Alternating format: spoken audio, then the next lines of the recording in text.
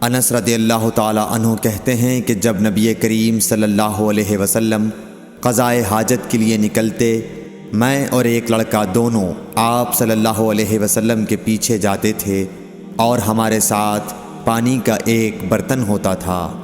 صحیح بخاری حدیث نمبر 151۔ انس بن مالک کہتے تھے کہ رسول اللہ صلی اللہ علیہ وسلم بیت الخلاء میں جاتے تو میں اور ایک لڑکا پانی کا برتن اور نیزہ لے کر چلتے تھے، پانی سے آپ طہارت کرتے تھے۔ صحیح بخاری حدیث نمبر 152۔ رسول اللہ صلی اللہ علیہ وسلم نے فرمایا، جب تم میں سے کوئی پانی پیے تو برتن میں سانس نہ لے، اور جب بیت الخلاء میں جائے تو اپنی شرمگاہ کو داہنے ہاتھ سے نہ چھوئے اور نہ داہنے ہاتھ سے استنجا کرے۔ صحیح بخاری حدیث نمبر 153۔ نبی کریم صلی اللہ علیہ وسلم نے فرمایا، جب تم میں سے کوئی پیشاب کرے تو اپنا وضو اپنے داہنے ہاتھ سے نہ پکڑے، نہ داہنے سے طہارت کرے، نہ پانی پیتے وقت برتن میں سانس لے۔ صحیح بخاری حدیث نمبر 154۔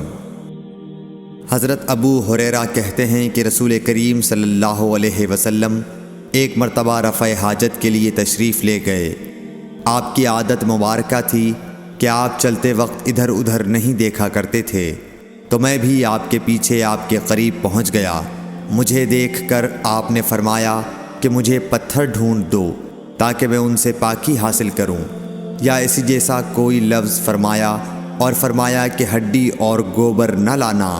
چنانچہ میں اپنے دامن میں پتھر بھر کر آپ کے پاس لے گیا اور آپ کے پہلو میں رکھ دیے اور آپ کے پاس سے ہٹ گیا۔ جب آپ قضائے حاجت سے فارغ ہوئے تو آپ نے پتھروں سے استنجا کیا۔ صحیح بخاری حدیث نمبر 155۔ عبداللہ بن مسعود رضی اللہ تعالی عنہ کہتے تھے کہ نبی کریم صلی اللہ علیہ وسلم رفع حاجت کے لیے گئے تو آپ نے مجھے فرمایا کہ میں 3 پتھر تلاش کر کے آپ کے پاس لاؤں، لیکن مجھے 2 پتھر ملے، تیسرا ڈھونڈا مگر مل نہ سکا، تو میں نے خشک گوبر اٹھا لیا، اس کو لے کر آپ کے پاس آ گیا۔ آپ نے پتھر تو لے لیے مگر گوبر پھینک دیا اور فرمایا، یہ خود ناپاک ہے۔ صحیح بخاری حدیث نمبر 156۔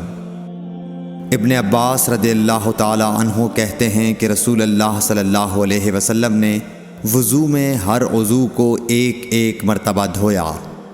صحیح بخاری حدیث نمبر 157۔ عبداللہ بن زید رضی اللہ تعالی عنہ بیان کرتے ہیں کہ نبی کریم صلی اللہ علیہ وسلم نے وضو میں اعضاء کو 2 بار دھویا۔ صحیح بخاری حدیث نمبر 158۔ حضرت عثمان بن عفان رضی اللہ تعالی عنہ نے پانی کا برتن مانگا اور لے کر پہلے اپنی ہتھیلیوں پر 3 مرتبہ پانی ڈالا، پھر انہیں دھویا۔